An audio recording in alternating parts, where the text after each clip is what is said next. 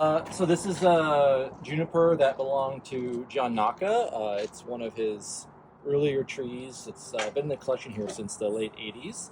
And what we're doing right now is a lot of juniper work, which involves trimming back the shoots that are elongating here at the tip.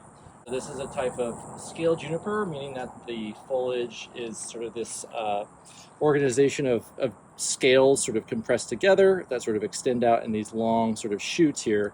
And so as these shoots sort of elongate, we sort of come in with some scissors here, and we're going to cut back to one of these side branchlets to sort of keep the shape compact, but also to redirect this growth energy at the tip back into these interior pieces of growth here.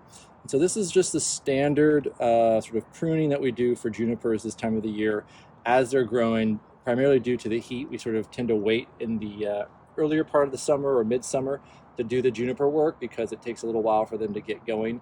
And so we're looking for these little tips here that are starting to elongate and then taking out that central leader, leaving the side shoots here. One of the things that we're also looking at when we prune specifically is the style of the tree and how the foliage pads are going to be grouped and arranged in a way that sort of conveys the style of whatever bonsai we're working on.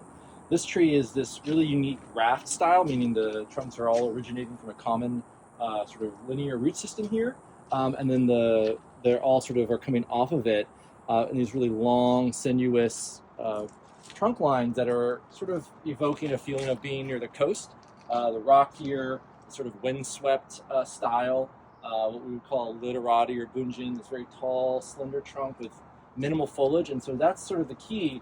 Is as the trees get fuller and fuller, at this point now they're a little too full. They're kind of these really large sort of blobs of green foliage. We want to come in and sort of reduce them down into smaller clusters of foliage. One, to sort of create a better impression of scale and proportion to sort of make this look more like a tree. And also because the nature of the design is this very light, sort of windblown style, we want the foliage to match that and have a much more lighter feeling, where in some cases it can be still pretty dense where we haven't worked on it.